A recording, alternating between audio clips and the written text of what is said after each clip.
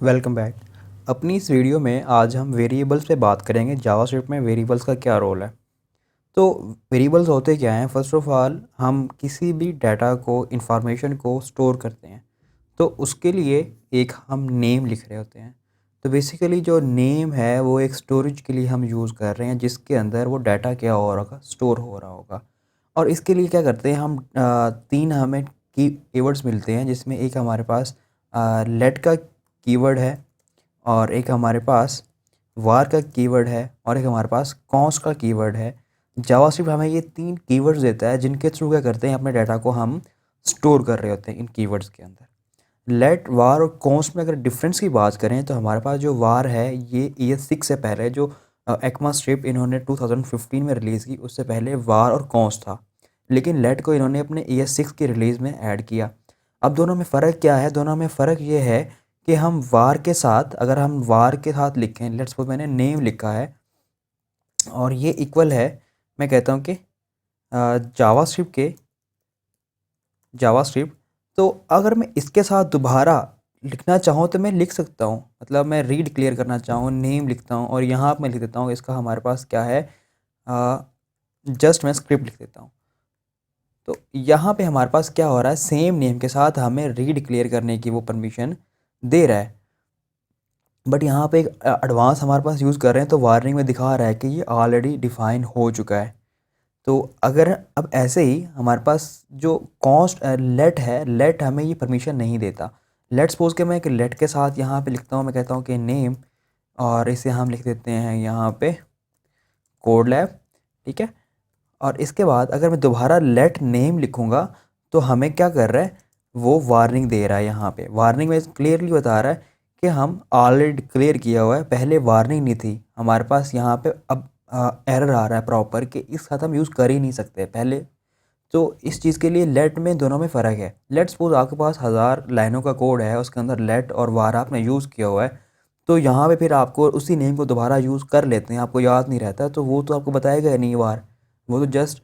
तो इसके लिए फिर क्या है कि हमारा रिक्वायर्ड रिजल्ट नहीं आ रहा होगा, तो इन्होंने ES6 में लेट को इंट्रोड्यूस करवाया। तो लेट इस चीज़ की मेक श्योर करता है कि वो रीनेम दोबारा, मतलब उस नेम से दोबारा हम यूज़ नहीं कर सकते। हाँ, वैल्यू अपडेट हो सकती है। वो कैसे? लेट्स सपोज मैं लिखता हूँ कि नेम, यहाँ पे मैं कहता हूँ इक्वल है जावास्क्रिप्ट के, तो यहाँ पे उसे हम रीडिक्लेयर नहीं कर रहे बल्कि अपडेट कर रहे हैं। ये चीज़ पॉसिबल है, ठीक है। तो ये हमारे पास पॉसिबिलिटी है। तो ऐसे ही हमारे पास जो कॉन्स्ट है, कुछ हमारे पास ऐसी वैल्यूज़ होती हैं जैसा कि हम कह सकते हैं कि हमारे पास डेट ऑफ बर्थ है या एज है, या हमारे पास कोई मतलब पासवर्ड हो गया। ये तो इन सबको हम स्टोर करने के लिए क्या करते हैं, हम कोई भी कॉस्ट का वर्ड यूज़ करते हैं। अब कॉस्ट में क्या है, हम इसे दोबारा अपडेट भी नहीं कर सकते। जो हमने पास में बता दिया ना, दोबारा ये वैल्यू अपडेट हो नहीं सकती, ठीक है। वो उसके लिए कांस्टेंट होगी, उस वेरिएबल के अंदर दोबारा चेंज नहीं होगी, ठीक है। एक तो यहाँ पे हमने ये वार लेट का कौन देखा है। अब हमारे पास होता है कि इन सब को डिक्लेयर करने के लिए हम यूज़ कैसे करते हैं। लेट्स सपोज यहाँ पर मैं लिखता हूँ कि मैंने एक वेरिएबल डिक्लेयर किया है लेट नेम। यहाँ पे मैं वैल्यू को जस्ट डिक्लेयर कर रहा हूँ, मैंने कोई वैल्यू को असाइन नहीं किया। बाद में नेक्स्ट लाइन में मैं क्या कहता हूँ कि नेम इक्वल किसके है, कोड लैब के, ठीक है। तो यहाँ मैंने इसे वैल्यू, फर्स्ट लाइन में मैंने वेरिएबल को डिक्लेयर किया और सेकंड लाइन में मैं क्या कर रहा हूँ, उसे एक वैल्यू असाइन कर रहा हूँ, ठीक है। तो हमें इसे जब मैं कंसोल लॉग करता हूँ तो हमें क्या मिलता है, मैं कहता हूँ कंसोल लॉग क्या कर दे, इस नेम को कर दे, तो हमें यहाँ पे वो लाइन नंबर में दिखा रहा है कि ये कोड लैब स्टोर हो रहा है, ठीक है। तो इसी सब काम को मैं एक ही लाइन में भी कर सकता हूँ। वो कैसे?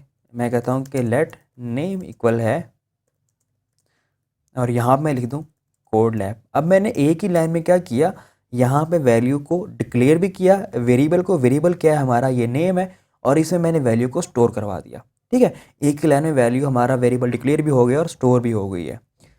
अब क्या है कि हमारे पास, लेट्स सपोज मैं कहता हूँ कि नेम इक्वल है यहाँ पे जावास्क्रिप्ट के। अब यहाँ पे क्या किया मैंने, हमारे पास वो नेम तो पहले है, हमें जो सेकंड लाइन में डिक्लेयर किया हुआ है वो क्या होगा, रिजल्ट मिल रहा होगा। यहाँ पे मैं कंसोल करवाऊँ तो मुझे जावास्क्रिप्ट दिखा रहा है, कोड लैब नहीं दिखा रहा। बेसिकली है क्या, इस स्कीमा को समझने के लिए हम कुछ ऐसे कह सकते हैं कि हमारे पास एक बॉक्स है, बॉक्स के ऊपर हमने एक नेम लिखा हुआ है, वो इस just like a variable name है, ठीक है। यहाँ इसे हम मैसेज भी लिख सकते हैं और इसे फिर हमें चेंज करना पड़ेगा नीचे। अब जो ये मैसेज है ये उस बॉक्स का नेम है, ठीक है, और उसके अंदर ये जो हमने स्ट्रिंग रखी है ये उसके अंदर स्टोर्ड वैल्यू है हमारे पास, ठीक है, ये उसके अंदर स्टोर्ड वैल्यू है।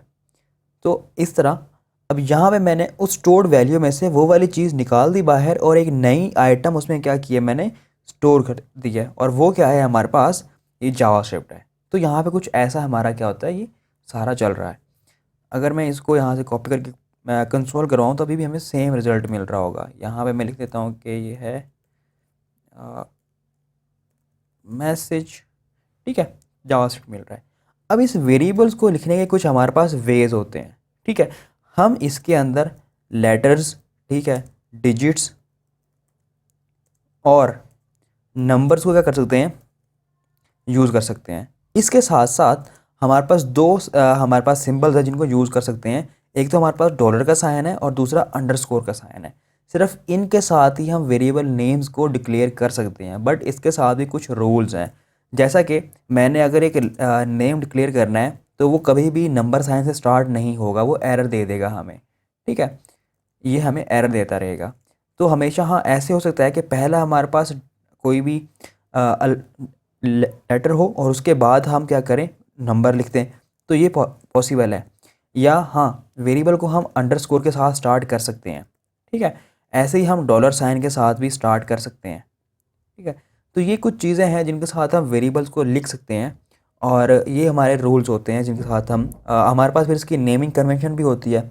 लेट्स सपोज कि आप बेटर अंडरस्टैंडिंग के लिए कैमल केस यूज़ कर रहे हैं। लेट्स सपोज एक प्रॉपर नेम है, आप कहते हैं यहाँ पे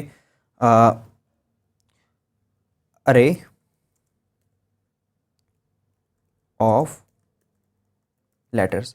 अब यहाँ पे मैं जो नेमिंग कन्वेंशन फॉलो कर रहा हूँ वो क्या है, कैमल केस है। हमारा पहला वर्ड स्मॉल होता है और उसके बाद आने वाला हर जो वर्ड होगा उसका पहला जो लेटर होगा वो कैपिटल में लिखना होता है हमें। तो ये हमारी नेमिंग कन्वेंशन, इसमें आप कबाब केस यूज़ कर सकते हैं, इसमें आप स्नेक केस यूज़ कर सकते हैं। लेकिन जावास्क्रिप्ट में मोस्ट कॉमन जो डेवलपर्स यूज़ कर रहे होते हैं वो क्या है, हमारे पास camel case naming convention use करते हैं।